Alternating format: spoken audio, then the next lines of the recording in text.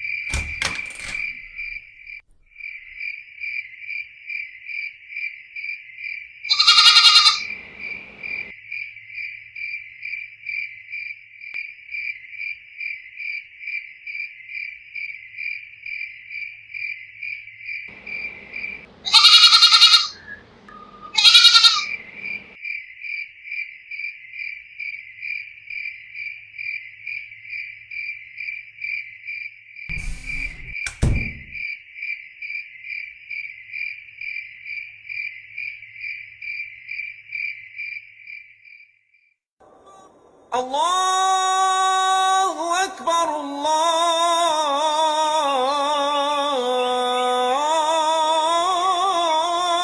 अकबर। अरे इमरान, जोया, उठो तो। कब तक सोते रहोगे? आज बकरा ईद है। देखो तुम्हारे अबू मुन्ना को नहला रहे हैं।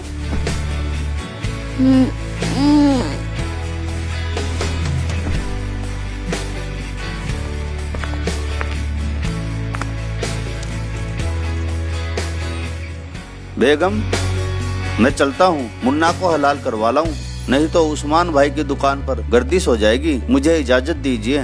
ठीक है जी, संभल कर जाना। खुदा हाफिज। अम्मी, अब्बू मुन्ना को कहाँ लेकर जा रहे हैं? बेटा, तुम्हारे अब्बू मुन्ना को हलाल कराने के लिए लेके जा रहे हैं। आज बकरा ईद जो है।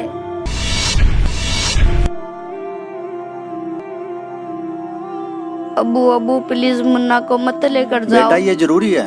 हमारा बिल्कुल भी मन नहीं लगेगा अबू, यदि मुन्ना को कुछ हो गया तो। बेटा ये जरूरी है। प्लीज अबू प्लीज मुन्ना को इमरान मत बेटा लेकर मान जाओ आप। Please Abu please. बेगम पकड़ो इसे। अब्बू मत लेकर जाओ ना मुन्ना को। आखिर उसने किसी का क्या बिगाड़ा है?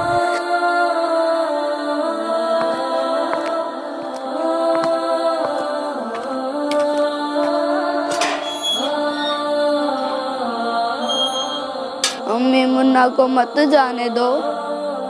प्लीज अम्मी, मुन्ना को बचा लो। प्लीज अम्मी।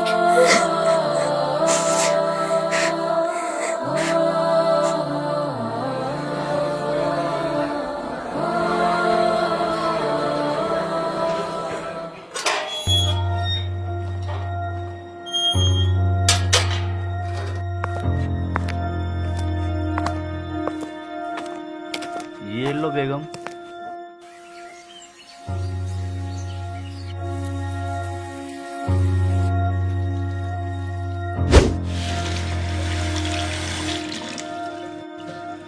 इमरान, जोया, बेटा आ जाओ, खाना खा लो।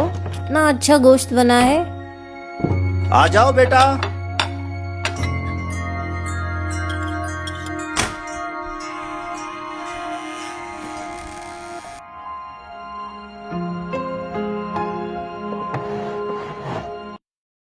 अब्बू मुन्ना कहाँ है?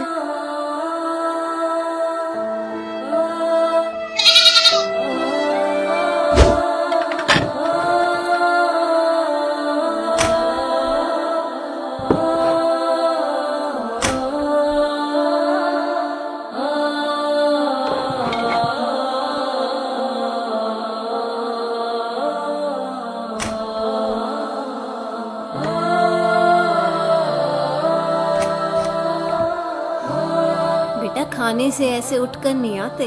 अल्लाह नाराज हो जाते हैं। चलो इमरान खाना खा लो, उठो बेटा। चलो जोया खाना खा लो बेटा, उठो। नहीं अब्बू, हम मुन्ना के गोश्त को नहीं खा सकते। हमें खाना नहीं खाना अब्बू, खाना नहीं खाना। बेटा ये तो अल्लाह का फरमान है। अल्लाह ने उसे जमीन पर हलाल होने के लिए ही भेजा था, उसे तो हलाल होना ही था। अब्बू क्या बिगाड़ा था मुन्ना ने आपका, कितना प्यारा था वो। माफ करना अब्बू, यदि कोई कल को हमें हलाल करे या कुछ कहे तो आप क्या करोगे? हाँ कोई हाथ तो लगा कर दिखाए तुम्हें, हराम खोद के टुकड़े टुकड़े कर दूंगा। तो फिर अब्बू, आपने बगैर किसी कसूर के मुन्ना को क्यों हलाल करवा दिया?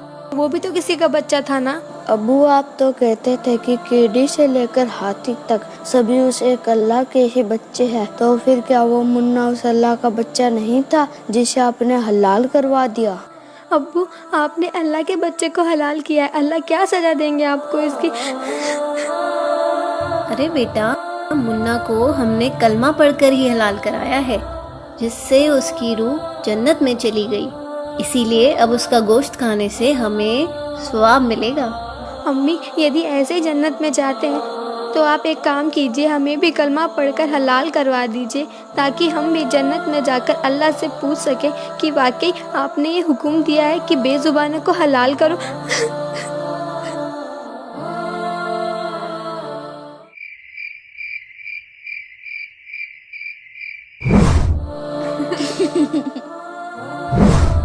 अब्बू अब्बू प्लीज मुन्ना को मत लेकर जाओ। बेटा ये जरूरी है। हमारा बिल्कुल भी मन नहीं लगेगा अब्बू, यदि मुन्ना को कुछ हो गया तो। बेटा ये जरूरी है। प्लीज अब्बू प्लीज मुन्ना को इमरान मत बेटा लेकर मान जाओ आप। नहीं अब्बू नहीं, मत लेकर जाओ मुन्ना को। क्या मुन्ना हुआ को इमरान मत बेटा? लेकर जाओ क्या अब्बू हुआ? प्लीज। क्या हुआ बेटा? मुन्ना कहाँ चला गया अम्मी? मुन्ना ने आपका क्या बिगाड़ा था अब्बू, जो आपने उसका हलाल करवा दिया? हाँ अब्बू, चुप हो जाओ बच्चों, रात काफी हो गई, सो जाओ।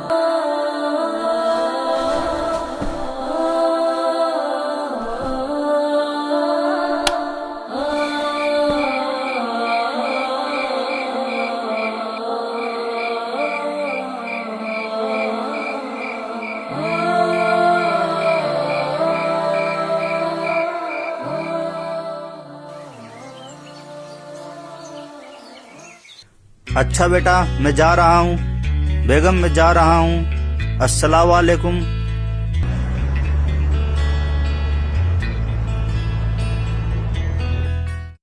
अब्बू, मत लेकर जाओ ना मुन्ना को, आखिर उसने किसी का क्या बिगाड़ा है? अब्बू अब्बू प्लीज मुन्ना को मत लेकर जाओ।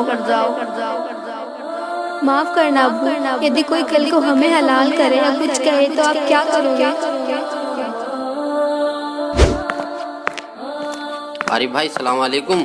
वालेकुम सलाम। चलो आरिफ भाई लंच करने चलते हैं। आप कर लीजिए, मुझे भूख नहीं है।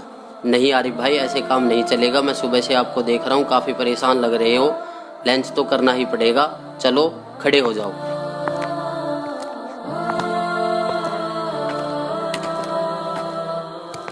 आओ आरिफ भाई बैठो। हाँ तो आरिफ भाई बताओ क्या बात है, सुबह से काफी परेशान लग रहे हो। कुछ नहीं शहजाद भाई, कल बकरा ईद थी ना, कल की बकरा ईद ने तो मुझे झंझोड़ के रख दिया, मेरी रूह को एकदम निचोड़ दिया। बच्चों ने मुझसे ऐसे सवाल जवाब किए जिसका मेरे पास कोई जवाब नहीं था। अब्बू मुन्ना कहाँ है? अब्बू क्या बिगाड़ा था मुन्ना ने आपका? माफ करना अब्बू, यदि कोई कल को हमें हलाल करे या कुछ कहे तो आप क्या करोगे? आपने बगैर किसी कसूर के मुन्ना को क्यों हलाल करवा दिया? अब्बू आप तो कहते थे कि कीड़ी से लेकर हाथी तक सभी उस एक अल्लाह के ही बच्चे हैं, तो फिर क्या वो मुन्ना उस अल्लाह का बच्चा नहीं था जिसे आपने हलाल करवा दिया? अब्बू, आपने अल्लाह के बच्चे को हलाल किया है, अल्लाह क्या सजा देंगे आपको इसकी?